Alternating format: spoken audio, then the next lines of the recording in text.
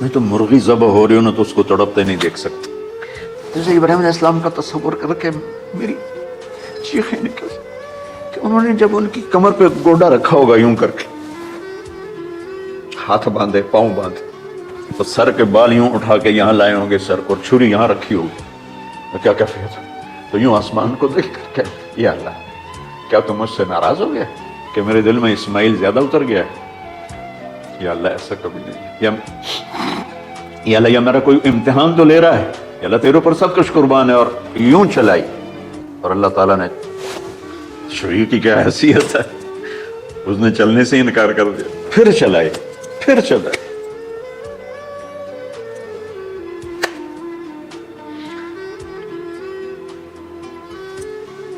کہتے ہیں پھر گئے اور چھری کو تیز کیا پتھر پر، تیز کر کے جب وائن اور بال پکڑے.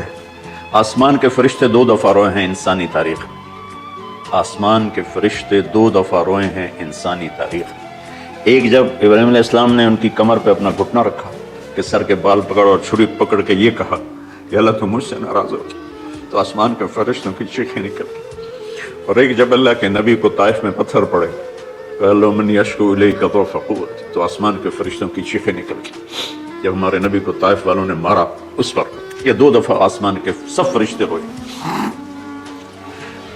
تو پھر اللہ نے کہا بس، نادیناہ ان یا ابراہیم قد صدقت الرؤیا انا کذالک نجزی المحسنین. ابراہیم تو پاس ہو گیا ہے. چھری چل گئی، اور آنکھوں پر تو پٹی تھی، چھری چل گئی. پٹی کھولی تو سامنے کبش تھا، تنبا اور اسماعیل اور جبریل کھڑے ہوئے تھے. اس جانور کی قربانی ایک علامت ہے، اس قربانی سے ایک پیغام ہے کہ اپنے غلط جذبات کو اللہ پر قربان کر دو. ہم سے اللہ نہیں کہہ رہا بچے قربان کرو، ہم سے کہہ رہا غلط جذبات قربان کرو. ہم سے اللہ کہہ رہا ہے اپنے جذبات کو دبا دو جو تمہیں اللہ اس کے رسول سے دور کرتے ہیں، ان پر چھری چلاؤ. جو اللہ اس کا محبوب کہتا ہے ان کو کرنے کے لیے بھی اپنے جذبات پہ چھری چلاؤ. سچ بولنے کے لیے چھری چلانی ہے تو چلاؤ اپنے جذبوں پر. اب اس کو پھیلا دو. ساری شریعت میں اللہ نے جو احل حلالا، جو اس نے کہا ہے یہ کرنا ہے، اس کے لیے اپنے جذبات قربان کر دو. وحرم حراما، اور جو کہتا ہے نہیں کرنا، اس کو چھوڑنے کے لیے اپنے جذبات قربان کر دو. تو یہ ہے قربانی کی اصل حقیقت.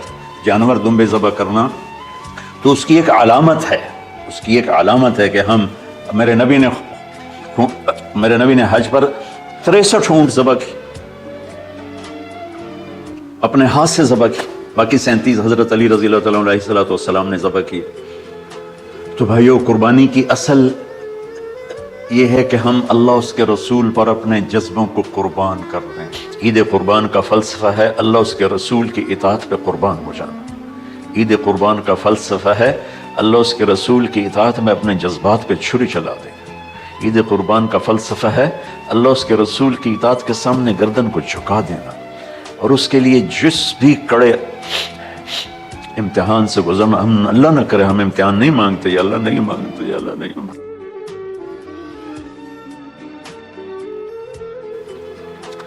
تو میرے بھائی بہنوں،